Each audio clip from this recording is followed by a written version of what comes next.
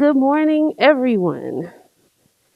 I don't know what the campus rule is at the universities that you come from. Some say it's a 10-minute rule. Some say it's a 15 where if the professor doesn't show up, the students can go. Looks like we're right in between 10 and 15. So hopefully we're still good. Thank you all for staying with us while we sorted through some tech issues. And welcome to everyone, both in the room and online, for this morning's presentation on Center-ness. My name is Tori Rolak Smith. I'm a program director at the National Science Foundation. I am the program lead for the newly renamed Eddie Bernice Johnson Includes initiative, and I'm also part of the HBCU-UP team and work with the career program in the Division of Equity for Excellence in STEM.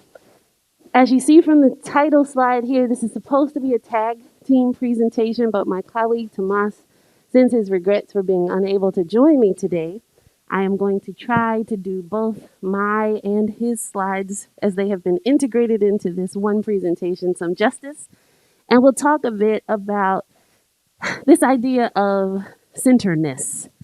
And we will admit that it stems from a conversation and research that has been ongoing in the Hispanic serving institution realm around servingness. And you may have heard about this distinction between enrolling and serving students and what that really means, especially when you're talking about students who have historically been excluded from STEM fields. And so in that same line, we started to have conversations at the National Science Foundation about what distinguishes a project from a center, and how can we communicate that message so that PIs are more successful in submitting center applications proposals. Because I will say that I sit in this position having also been on the other side and having spent months working with teams of faculty members to prepare a center proposal only for it to have been declined, and the reviewer feedback was primarily, excellent idea. We really need this, but this is not a center.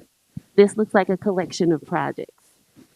And so I know firsthand what that feels like, to have a great idea that could have been funded had it just been put together in what NSF considered a center. So that's where we'll be this morning, just trying to look at some of the differences, some of the key aspects of a center and how it differentiates from a typical project, and what it really means to embody center-ness in the work. So let's see. Yes, everything is cooperating. So let's look at it just purely from a logistics standpoint. So centers are different primarily in terms of size. If you look here, and this is pretty typical of programs throughout the foundation, this particular slide was prepared from the perspective of my colleague Tomas, who is in the Division of Mathematics and Physical Sciences, but it is a pretty good type of projects across the foundation. And so you see individual principal investigator awards tend to be a little shorter in that 2 to 5 year range, and generally stops at about a $500,000 maximum in terms of size. So different in amount, different in duration. There are some projects that push toward teams where small groups of faculty may work together towards some end, and that typically would have a 3 to 5 year range, so slightly longer in duration, definitely greater in amount of award. And then centers are really NSF's largest investment. So these are usually going to involve a much larger team of people and a longer time frame. You'll have some centers like the engineering research centers and others that are 10-year awards, usually with some type of review at that midpoint after 5 years. But they're 10-year awards and can go up depending on the program to which you're applying. Now, this is not the HBCU-UP range, but can go up to $50 million for a single award. And many of you in the room, I believe, are CREST PIs. I know that the CREST limit is even a little higher than the HBCU-UP centers, where that limit is about $9 million, but in the $5 to $50 million range. And so here you'll see that the first real differentiating factor is around size. So there is a difference in just the pure duration and size of the award. But centers are also different in scope.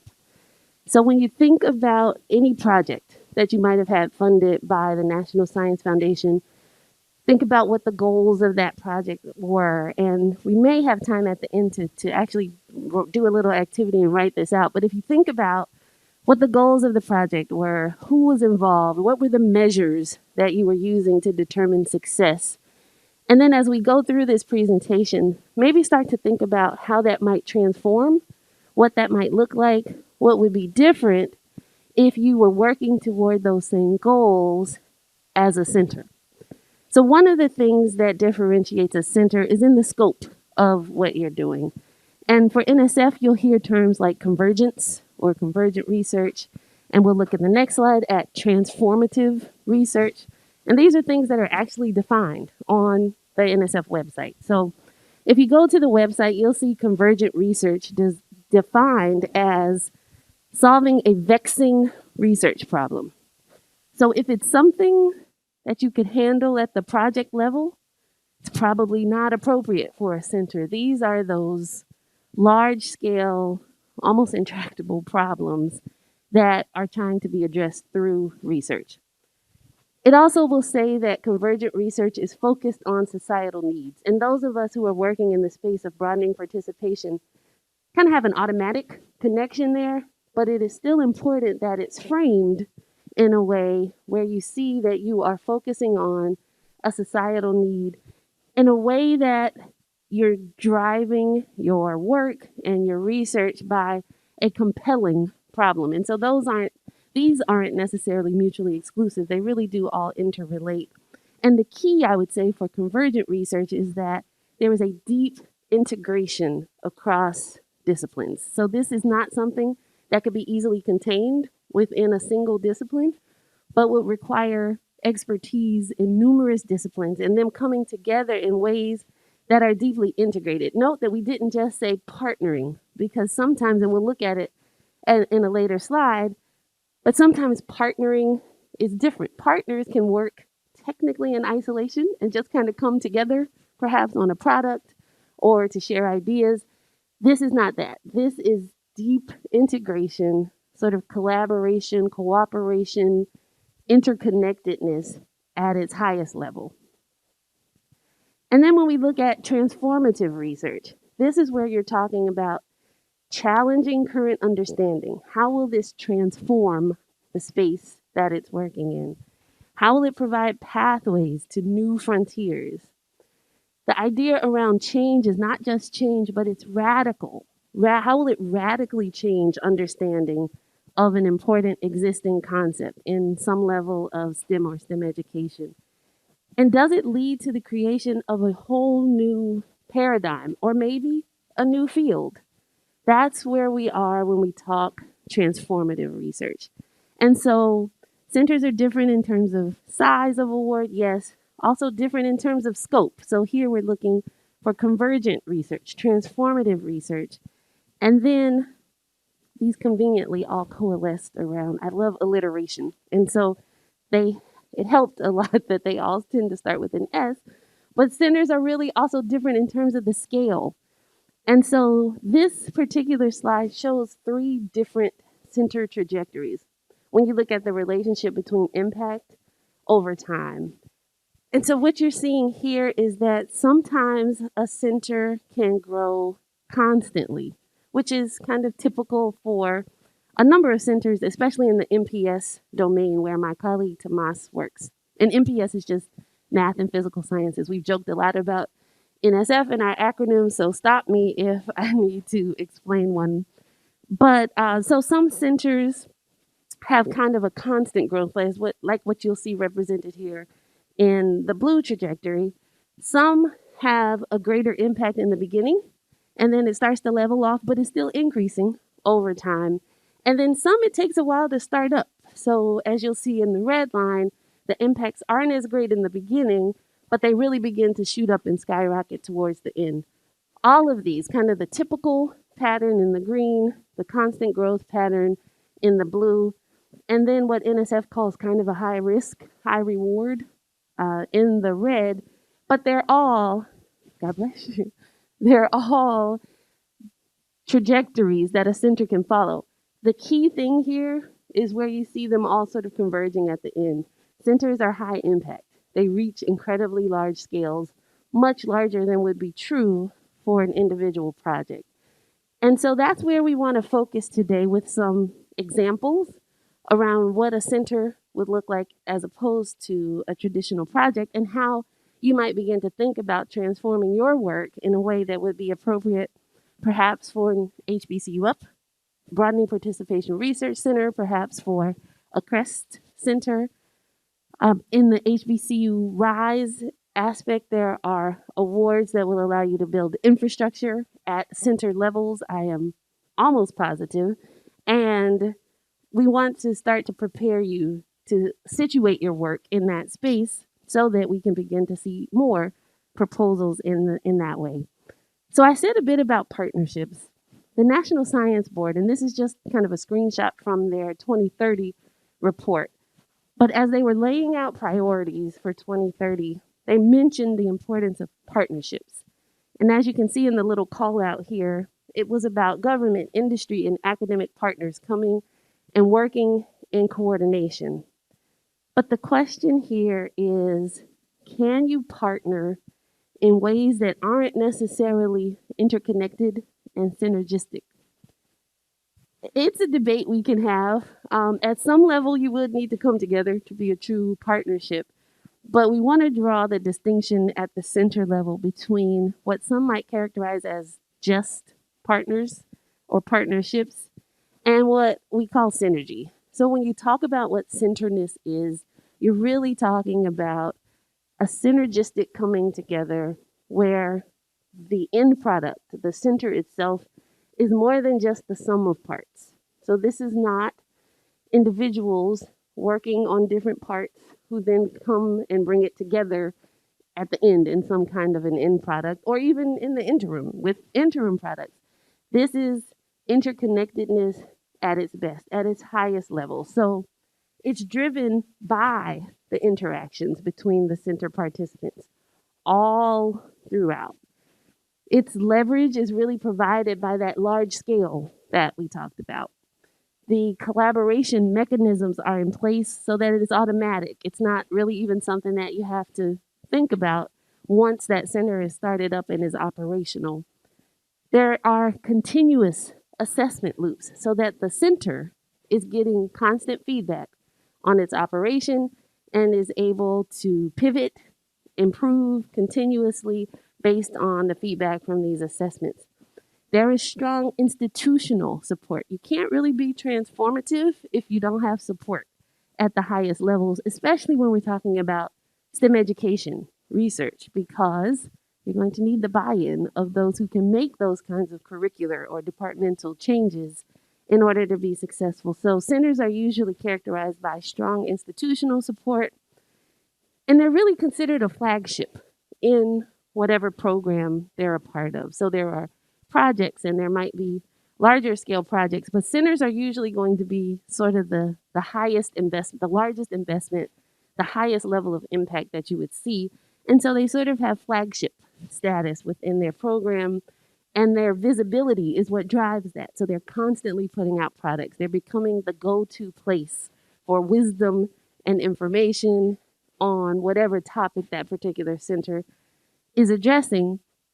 I think it's an interesting bullet to point out here around adaptability, because centers can be set up in ways where there is still the flexibility to adapt, all within the original scope. Because again, if you're talking these large-scale transformative ideas, there has to be some level of flexibility for you to respond to the information you're receiving and make those necessary pivots. And so adaptability is another important component, all under the banner of these parts coming together in synergistic activity. We talked about multidisciplinarity and convergence. You'll see that as a theme throughout. And then there's the broad impact. So the scale at which centers are working is also one of the key components that really embodies what NSF is starting to call center-ness. A last S that we'll talk about is around societal impact. And we mentioned it before, but if you look at sort of the fundamental tenets of what NSF is looking to support, you'll see societal well-being as one of them. And so that's improving the well-being of individuals in society. And that is true whether you're working toward STEM education research as a focus for your center or other disciplines research. The idea is that students will be integrated, students will be mentored, developed, and trained in ways where the work is always going to lead to the improvement of society. And so those are the, I don't know how many we've done now, maybe 5 or 6 S's that just sort of characterize how a center is different from a project. But let's look now at some specific programs and some examples that we can see. NSF supports centers in a number of programs. Please don't think that this is an exhaustive list, and that's why that bottom corner says, and many more. There are many types of centers. These are just a few that we'll highlight for the purposes of our time together today. So we'll talk a bit about ERCs, and you'll see some of these themes coming out in solicitations and expectations from these different programs. There are also STCs, which are science and technology centers. We'll talk a bit about multidisciplinary centers for quantum research and education. And Tomas, if you're listening, I'm going to do my best. We'll talk a bit about includes alliances, and then end with just a quick look at the 2 currently funded HBCU-UP broadening participation research centers. Yes, and you know, that's an important distinction to make. Someone in the room said BPR. The HBCU-UP track, the HBCU-UP solicitation has numerous tracks. There's a BPR track, which is broadening participation research. And then there is a BPRC track, which is broadening participation research centers.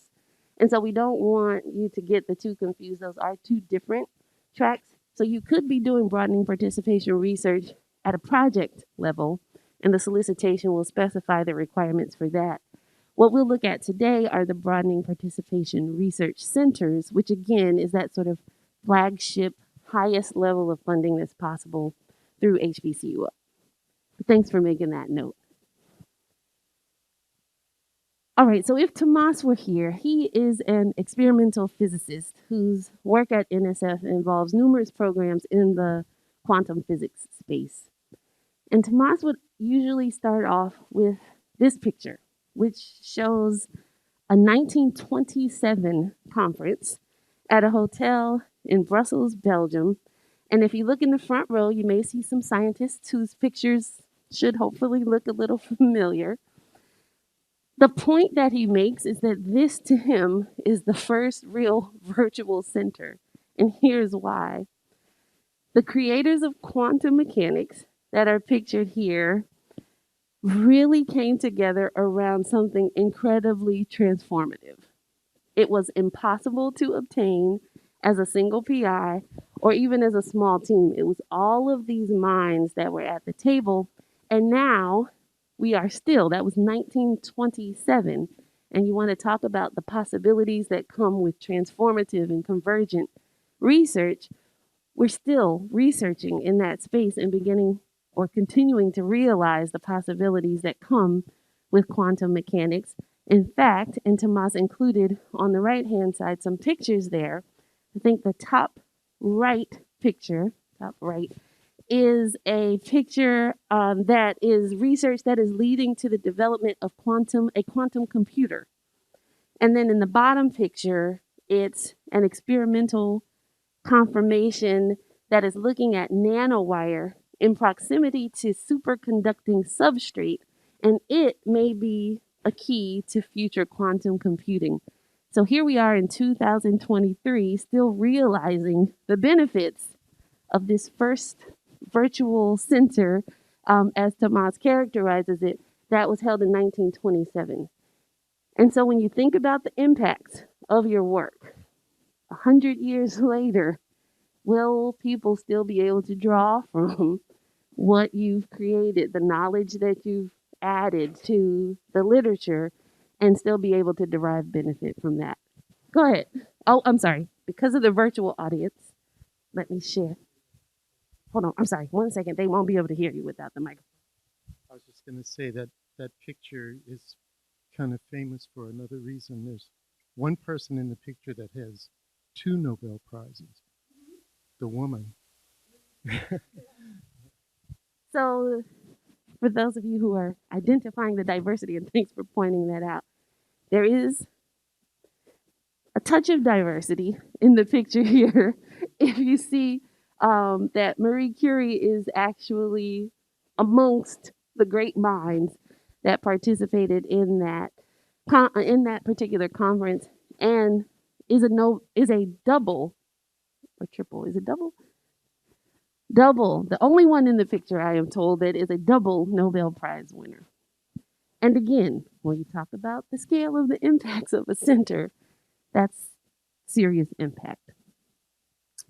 All right, so with that as context, let's look at engineering research centers. And I don't know if we have any ERC PIs or co-PIs in the room, but this particular screenshot comes from a report on the engineering research centers. And what you'll see as we go through it are a number of those same terms that we just talked about as characterizing centers. So one of the first things that stands out is that it's about convergent research, which has the strong potential to lead to, and they say it right there, transformative solutions or new fields of study. And that should sound familiar from some of the things that we talked about when we really defined how NSF sees convergent and transformative research. You'll see the idea of partnerships coming out as you look at engineering workforce development, societal impact, as you go into diversity and the culture of inclusion that's required of ERCs, and the innovation ecosystem that ERCs are intending to build. And so these themes, the idea of size of award and scale and scope and societal impact, those are all things that characterize centers really across the foundation. And again, as you're thinking about the work that you're doing, the goals that you're looking to accomplish, think about how those might be broadened or expanded or brought to scale in the work of a center. And that could then become the makings of a hopefully competitive idea for center level activity. If you look at STCs or science and technology centers, you'll see again many of the same words. So STCs are conducting world-class research through partnerships, and those partnerships are definitely multi-sector. So you have academic institutions, you have national labs, industrial organizations, and even other entities that are both domestic and international who are partnering to carry out this work. They undertake significant investigations at the interfaces of disciplines. There's that convergence again. And using fresh approaches and possibly and or using fresh approaches within disciplines in an area of research that NSF supports. So again, you'll see that these themes are really pervasive across the foundation, across the programs that support centers. And as you start to think about how the center that you may already have funded or the center proposal that you're thinking about submitting can embody center-ness, these are the kinds of concepts that you'll want to emphasize and ensure that there are plans in place so that you can have that level of interconnected activity. All right, this one I'm going to intentionally read so I don't mess it up, but NSF was tasked with the National Quantum Initiative, and its purpose was to create centers for quantum research and education. You'll note that NSF was specifically singled out in this NQI or National Quantum Initiative Act with 2 tasks. So what began as the quantum leap big idea many years ago has now morphed into NSF's response to this National Quantum Initiative and a request to set up centers as a tool for solving the most complex and difficult problems. And so here is the actual congressional language. And what you'll see highlighted there at the bottom is this idea of the multidisciplinary centers for quantum research and education. So if you have interest and expertise in this area, here are a few examples. So Tomas makes the point that the time is really ripe for quantum computing. There is external interest and opportunity for partnerships and collaboration really like never before. So he says that whoever has the polynomial factoring algorithm on a quantum computer first will be able to massively disrupt networks, communications, banking, stock exchange, electric grids, and so on and so forth. So there really is a need to develop these technologies before the adversaries do. And so NSF, of course, as part of our charge, is really obligated to promote the progress of science, to advance national health, prosperity, and welfare, and secure the national defense. And so these quantum centers are doing just that. This particular quantum center, and let me see, actually, not yet. I'm getting ahead of myself. So, in terms of what the quantum centers are looking to accomplish, centers build on past achievements. And that was a point that Tomas wanted to make sure that we emphasize. I just realized this is blocking your view, isn't it? This is how I am communicating with the virtual audience, but I am going to sit it here so that it is not disruptive. Sorry about that. I just realized that you were trying to look around there. So centers build on past accomplishments. Again, you can't get to that level of impact and size and scale that we've been talking about without building on a foundation. And so, especially in the case of quantum mechanics and the possibilities of quantum computing, you're building on past accomplishments. Centers provide relevance and impact. We've said that more than a few times here. And the other point that Tomas wanted to make, had he been able to be here, is that centers look into the future. So when we talk about impact, it's not just impact in the time and space that you're in currently, but it's how can you look into the future. And he uses as an example the ambitious, difficult, and intellectually challenging goal of achieving topological quantum computing. And so you'll see pictures here that depict how research is contributing to that development. And then lastly, and we've made this point more than enough times, centers apply a convergent approach. So there's mathematics, there's physics, there's material science, there's computer science, and engineering all involved in what you see pictured here.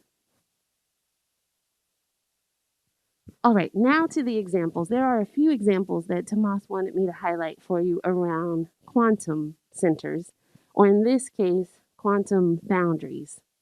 This particular example comes from, and on the left-hand side, the University of California, Santa Barbara. And then on the right-hand side, you see what's called the Monarch. It's the Montana State University and the University of Arkansas working in partnership to develop materials that are critical for new technology.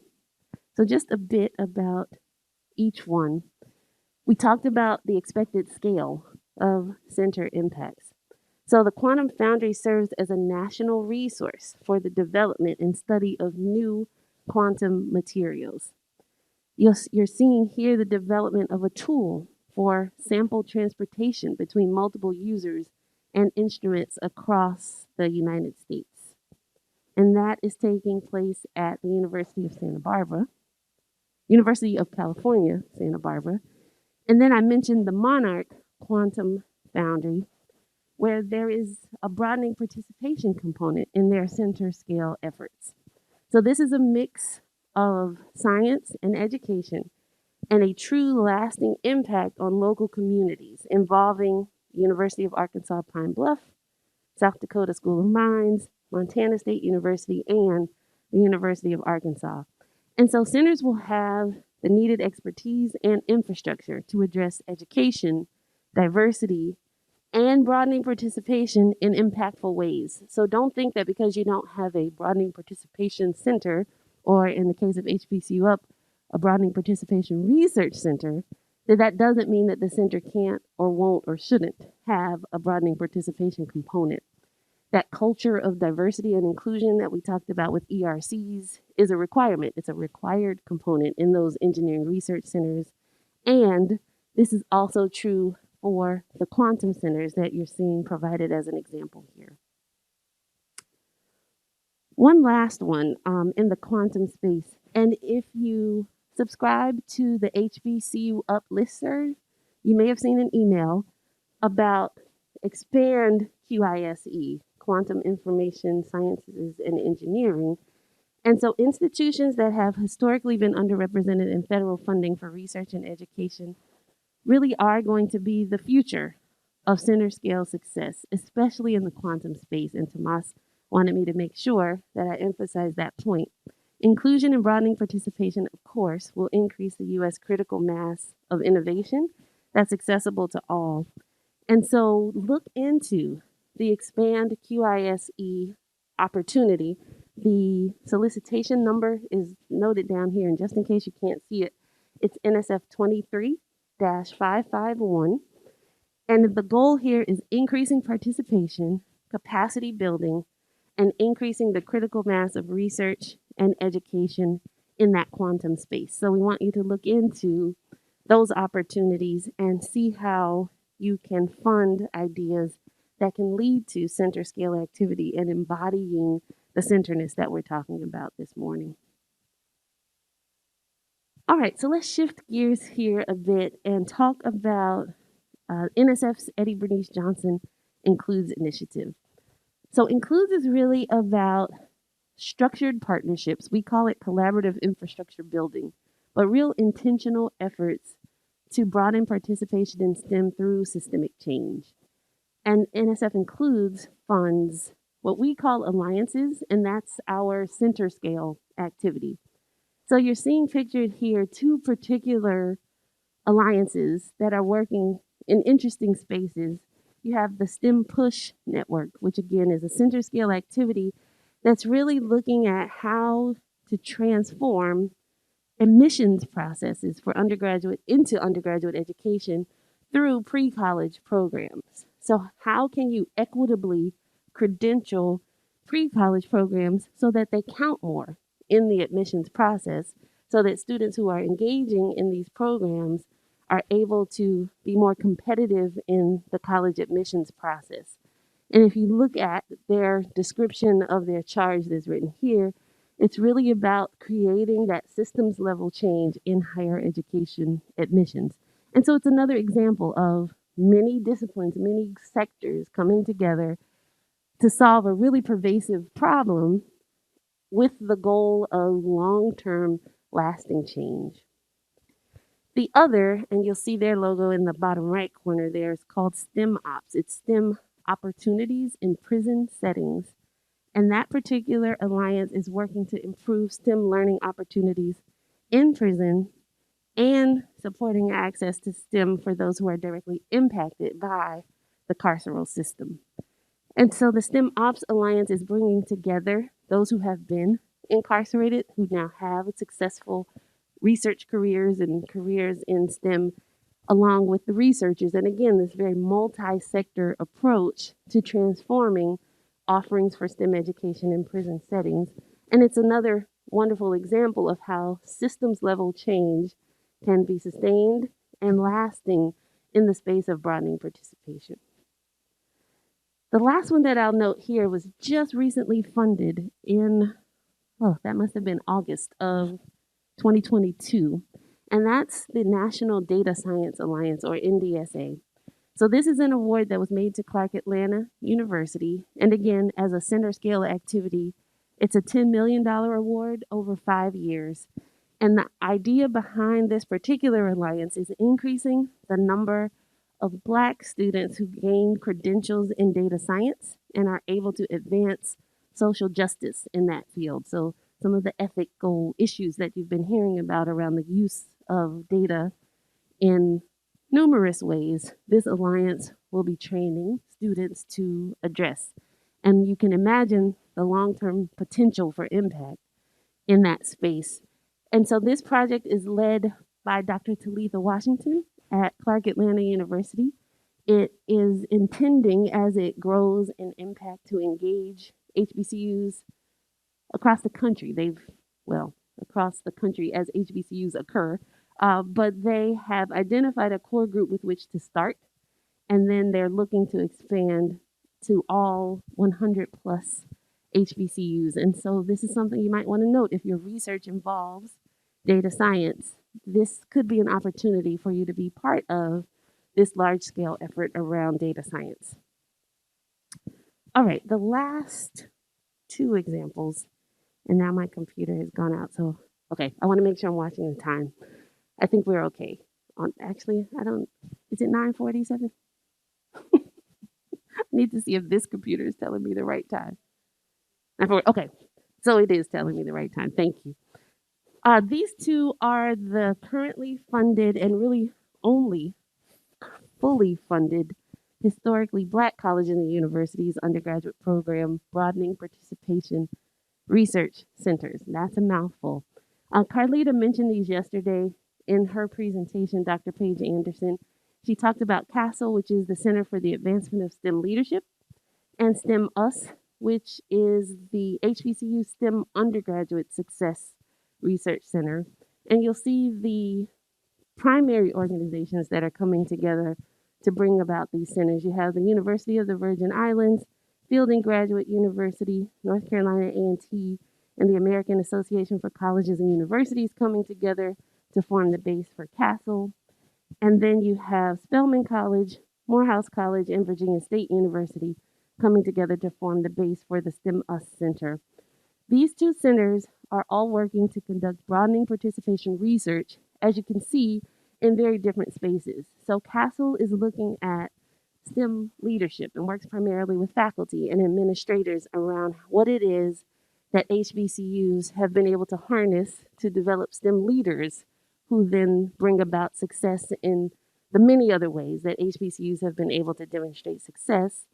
And then the STEM-US Center is looking specifically at undergraduate education and how HBCUs are able to effectively and really successfully, when you look at the numbers, educate students in the STEM space, especially being top producers of undergraduate students who then go on to earn PhDs in STEM fields. So this is an example, again, of partners coming together in ways that are interconnected to bring about these highly impactful results.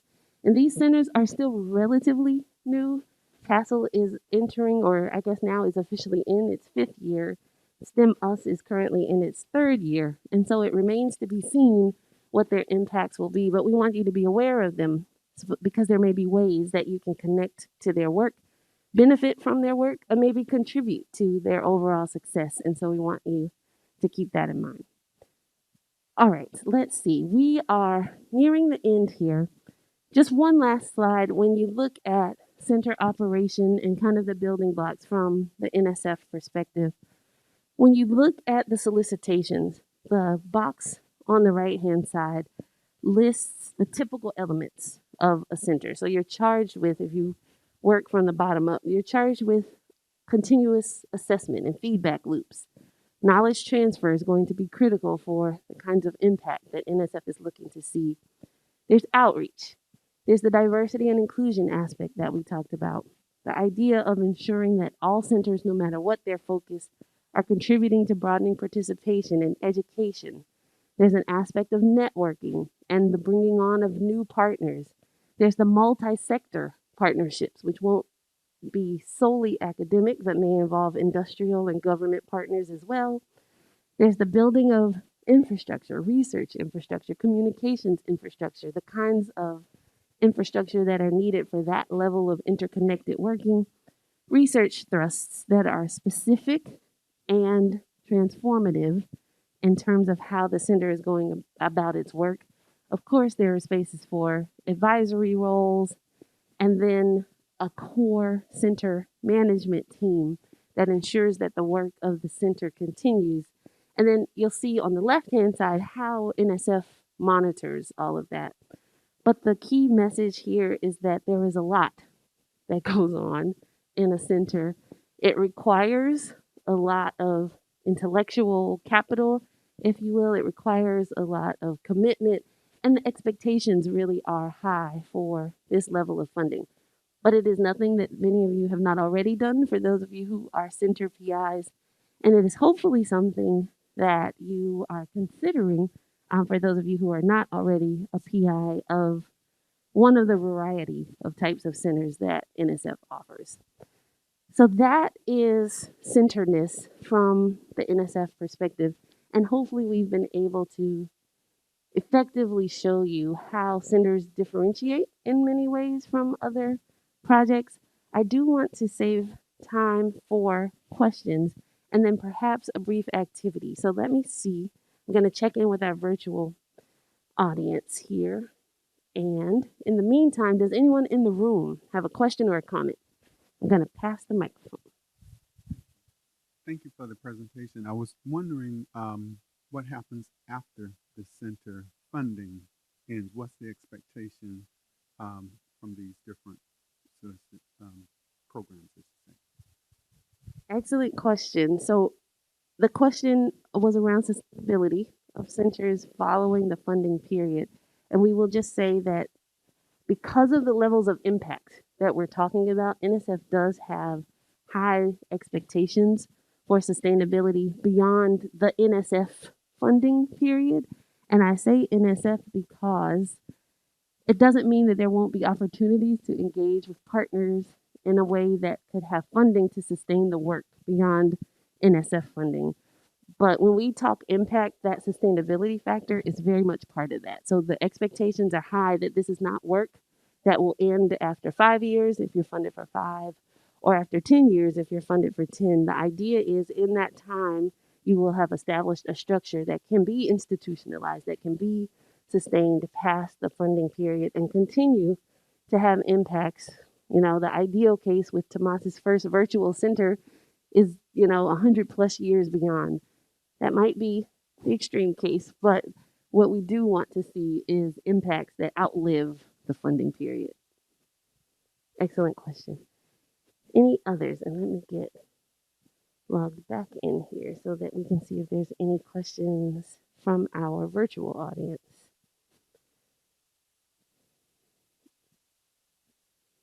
Is there anyone here in the room that is a center PI? And maybe as we were going through the presentation, a thought came to mind that you wanted to share with the group around some of the challenges or maybe our opportunities that come from engaging in center level activities.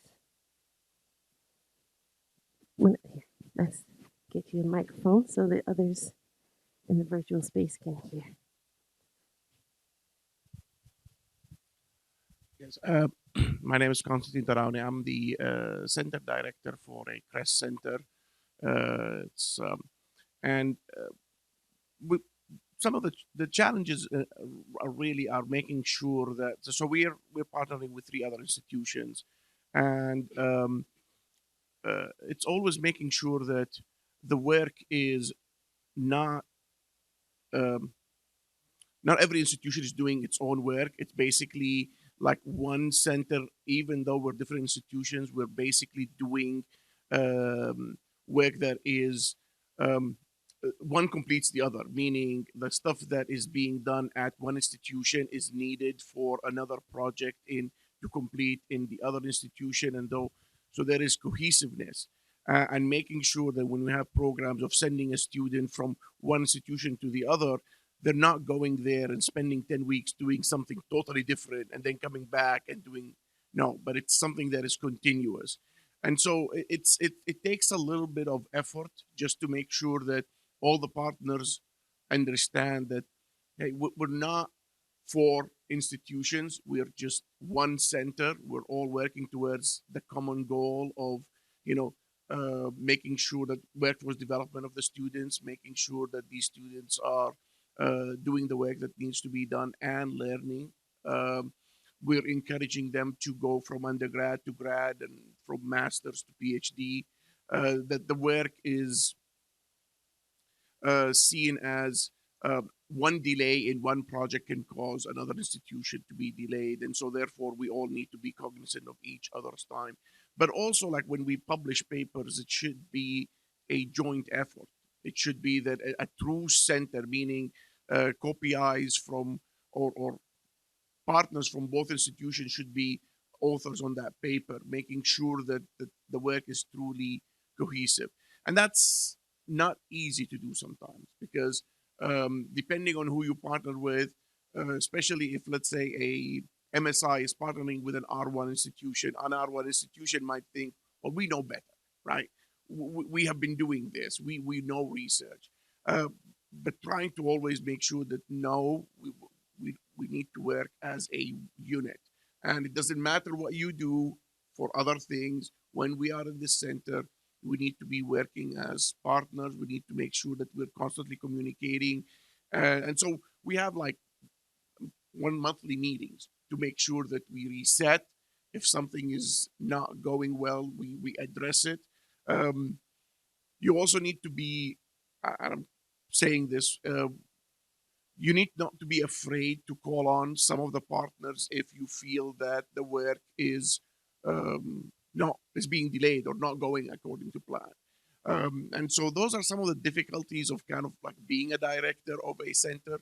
But when things start, if everyone has the same understanding, things go smooth.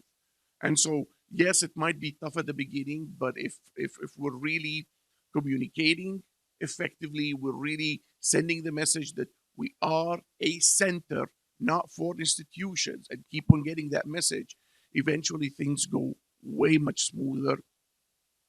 And everybody starts getting into the mindset that, okay, I'm going to do my part because X person is depending on this work. So those are some of the things, and I don't know if it's challenges, but it's about making sure that everybody on the team knows that. And it's not about individual work, as you said.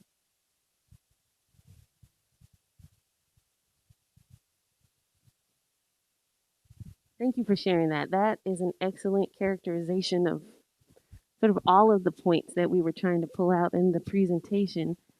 And I don't see any questions from our virtual. Oh, there is one question from our virtual audience. But before we get to that, you raised a point that is something that the Includes program has really grappled with, and that's around equity in scale. And that's an excellent point, I think, to raise here, because when you talk about scaling activities, that is not one institution who has perfected it and knows how to do it and then decides to have others adopt what they've done. This is very much about partners coming together with individual expertise to equitably approach what scale is going to look like in that particular context. And that's an important distinction because there are some projects that are just about adoption. Develop a model, others adopt it. There are other projects and products like center level activities where the expectation is really what we call what we in the Includes program call equitable scale. And so that is all voices at the table, all voices contributing to understanding the need, understanding how to address that need, and understanding how best to scale to the communities that are going to be impacted by that center's work. Question in the room. Let me do really quickly the online question. I want to make sure that we are engaging them as well, and then we'll come to you. So the question from our online audience is, what is the difference between broadening participation research projects and broadening participation research centers? And can an institution apply for a broadening participation research project if they don't have the 3 implementation or ACE implementation projects? So excellent question. I think one of the primary differences is around the expectations of scale and scope of the project. So broadening participation research projects are a much smaller level of funding. For one, we talked about size in that first slide. So they're a smaller sized award. It's a smaller level of funding, and the expectations around that, of course, are commensurate with that level. So it's project level where you have a broadening participation research challenge that you're looking to address at the project level, and the solicitation will go into far more detail. Whereas on the center level, you're now bringing together numerous partners in that interconnected work that we've been talking about to really become a national source of information and expertise on the broadening participation research topic that's being addressed. So there are big differences in terms of the expectation around size and scale and impact, But that's not to say that a broadening participation research project couldn't become sort of seed material, if you will, for the Broadening Participation Research Center. And I can't remember who it was, but someone yesterday noted how a center, and actually in the slides that Tomas shared with you all without being physically here, it was noted that centers build on existing activity. And so one of the requirements, as the person who posed the question mentioned, is that in order to have a broadening participation research center, you have to have had at least 3 cycles of implementation funding or ACE implementation funding through HBCU-UP. And that really is just setting that foundation. So those 3 projects really should have formed the foundation for what would be required to be a successful center at that level. And so that's a requirement for the centers. It is not a requirement for the broadening participation research projects. So feel free to ideate and propose in the broadening participation research project space. And then perhaps that can become the seed material as you are developing those 3 cycles of implementation or ACE implementation projects to become a center. All right, we're coming over here for our next question. So it's not so much a question, but just my thinking. I'm a CREST PI director at City College of New York, and we are in our phase 2 of our CREST Center. So we've been at it for a while, and we're thinking about the future. And so one of the things that we are thinking about is advancing into or transitioning into one of these larger, broader centers that you described, and what are the challenges that we face being a minority serving institution for that. And so my thought, or our thought, or our perspective is that in a CREST program, the broadening participation aspect is so strong, it's so important that it sort of helps with our cohesion and our vision of a center. But that when we transition into these other more competitive programs, we are viewed, and we also have institutional difficulties that allow us or prohibit us or keep us from being able to compete as effectively. And I don't know if you have any thoughts to that. I mean, I'm very.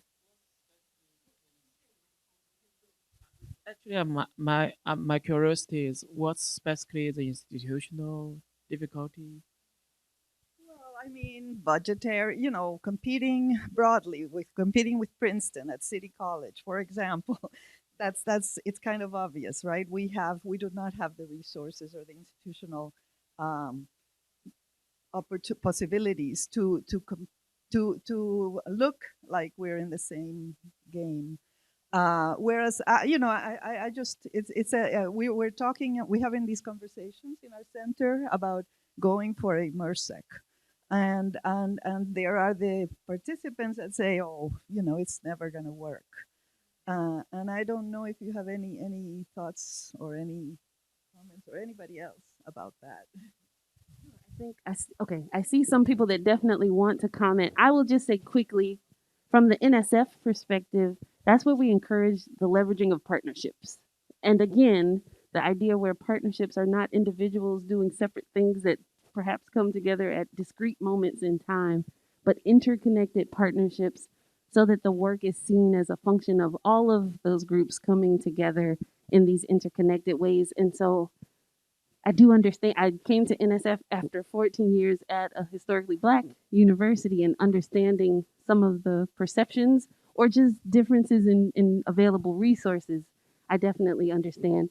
But that's where NSF would encourage partnerships, so that as a whole, because we're talking about many parts coming together and as an integrated whole, and that whole can then represent all of what is needed to be competitive in that space. So think about how you might strategically partner in order to go after that. But let's hear some other perspectives. Dr. Talitha Washington wasn't here because there are a number of concurrent sessions going on, but we did plug the National Data Science Alliance, if you remember that. And now Dr. Washington is here, and I know you wanted to comment on that, but just know that we did talk a bit about NDSA, and if you wanted to add anything about that, feel free. And thank you, Jill, for letting me know she's online. She's at Winston-Salem State, and they also have a data science research center there too. So I'm Talitha Washington. I'm the PI of the National Data Science Alliance grant, which is a $10 million grant to essentially build institutional capacity at HBCUs across the nation. So all HBCUs, we have a hub model, and I have a co-PI at Fisk University, Dr. Sajid Hussain. He's here, and so he's leading the South Central Hub. Dr. Latanya Brown Robertson. So Sajid, he's a computer scientist engineer. Latanya is a economist. She's at Howard University. She's leading the Northeastern Hub. And then Dr. Eric Mintz, who will be around. He's a chemist and leading the Southeastern Hub out of Clark, Atlanta. And so I hear what you're saying. So I started in my current role as director of the Atlanta University Center Data Science Initiative in August of 2020. And I was like, how am I supposed to do all of this? And they were like, that's why we hired you. I said, oh, okay. So, yeah, it's very bizarre. So I answered. So to give you a climate of my org structure, I answer to 4 presidents, 4 provosts, director of the library, and executive director of the consortium. And I do not live in any school. So I have a 10-year home at Clark, Atlanta, but we live in the consortium, which is a separate nonprofit governed by 4 presidents. So I answer to everybody. So it's kind of crazy. Right. So, I mean, and it's across 4 HBCUs co-located in Atlanta. So we have, collaboration, competition, also dynamic that happens there. And so here I am, and I'm supposed to do this thing of data science. Like, oh, okay, right, yeah. But, but you're talking about how do you approach let's say, a program or a call when you have to compete against Princeton or the rest of that. So I'll just give you at least the things that I used. Or you take it for what you like, right? So what I did was look to see who they funded, look at their active funding portfolio. So I'm not speaking on behalf of the foundation, but many program officers will look at their funding portfolio to say, what am I missing? So read through the abstracts, know who's already been funded in the program, and how do you fit in that portfolio of work? Maybe you can make a case that this will bring a new thing because, it's not in the pool. And now NSF, when I was at Convergence Accelerator, they like this cross-fertilization between projects, right? And so you could say how you could collaborate with other already funded folks. We met with, so there's 4 cohorts of funding from Includes. We met with cohorts 1 and 2 because the 3rd one just got funded, right? We met with every team that was funded, everyone, the whole PI team. It was like, okay, what did y'all do? What did you do wrong? What did you do right? And so, and they met with us and super nice. And, how can we collaborate? So we're like, oh, okay, we get it now. So meet with those who got funded and just say, hey, I'm looking to apply for this. Can I meet with somebody on your team to talk about, pluses and minuses, what you did, what you should have done, that sort of thing. Because many times those people who got funded will also be on the review panels or have been on a review panel, so they can speak from multiple perspectives, but they're not going to tell you that. But you just assume that's what's coming from them, right? So I would say do your research, because when you look at the portfolio, when you talk with the funded PIs, you get to also think about, well, what unique value do I bring to the table? What unique value does my institution bring? What's the value add? And then go with that, right? I mean, I'm not going to lie, I did gain about 10, 15 pounds writing that proposal. Dunkin' Donuts was my friend. I mean, it was like another dissertation. It was very hard work. And the last thing I'll say is, so those are 2 bits of advice. The last thing, do a pre-submission review. So we had a pre-submission review where I contacted a friend of mine, was like, I know it's, how it is. I know it's last minute, but, we finally got a proposal. We're not embarrassed to show, outside the team. Can you do a review? Because I was asked to do a review for them. So I said, hey, can you do this, quid pro quo sort of thing. So have somebody tear that thing apart. And when he went through page by the whole team, but the whole team is involved in this, right? It's not just the PI writing. The whole team is involved. And so he went page by page. What is this? What is this? And we're like, oh, because we couldn't see what we were writing anymore, right? I mean, because you have the templates for centers. You can look at the different centers at NSF and you'll see common themes, right? So ERC, Engineering Research Centers, they have a nice slew of materials for how they set up their center, from org structures to what you should put in job ads, right? So look at the ERCs, look at the IUCRC. That's a little bit different because that's industry. right? And look at the math institutes. All of them have these common themes. And you can kind of pick and choose because people talk internally, right? Even though you look at one program, look at the rest. ERC's been around for a while and they have a lot of good material. So that's what I selected. So I don't know if that's helpful, but again, do the pre-submission review. And if somebody who's already been funded really likes you and you know them and you feel okay, ask them if they would do a pre-submission review.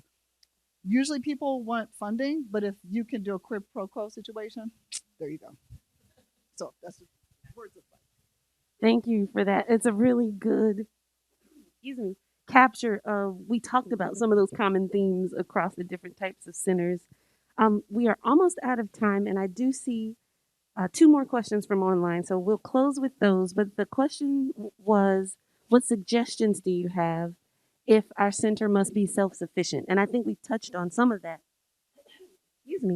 And then an observation from that same person that says that it feels like center directors and members are doing the work of the grant and quote unquote chasing money to keep the center operational.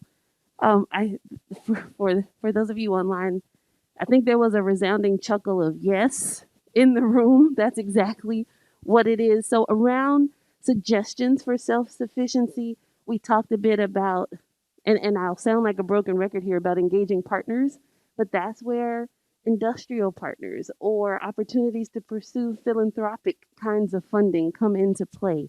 And so the idea of this center being this very complex operation, there is sort of the work of the programming, and then there is also the moves towards sustainability. So I'm going to stop there because I see someone in the back who wants to add to that. We won't be able to address any new questions, but happy to get perspectives on this one. So part of the CREST, what we have, one of our partners is an industry, and they have vested interest in the products that we're producing. So we're making sensors for health monitoring, and their job is to actually, sell those sensors to and deploy them. So we're working together, and so they also are funding some of the projects with private funding to accelerate some of the work. And so if the center, for example, were to, like NSF funding were to finish, the industry partners will keep funding some of these products if they are in tune with what they need. So that's why it's very important that when we're working on a center, the products that we make is not something that's going to sit on a shelf or on a paper and never actually, go into market, because that's basically, then it's a dead end. But if you engage a partner and the industry sees value in what you're producing, they're willing to pick up the tab after it's gone and at least get you enough funding until your next center proposal or your next opportunity comes. And I've been able to keep center alive for, like, one of the other centers I have, a transportation center, for 5 years through private funding until my other proposal came in. So it's important to reach out to industry and see how you can show that, hey, these products can help your industry. Are you willing to invest? Otherwise, if you're making something that it's not going to benefit or nobody's going to be able to market it, then, well, yes, it's going to be very hard to find funding for it. And I'll stand here for the purposes of the camera and just say that is also very true as it relates to your broadening participation work. That is not isolated to academia. Industry is grappling with these same problems. And so don't think that because you're not producing perhaps a tangible product as it relates to certain types of scientific research, that you don't have that opportunity to engage industry partners. They're looking to diversify the workforce, and NSF's real goal is diversity in the STEM workforce. So excellent suggestions. Thank you all for your perspectives. Thank you for being here today for the session. We hope you've been able to benefit from it, and we're looking forward to your work as currently funded centers and your proposals for future centers. Thank you.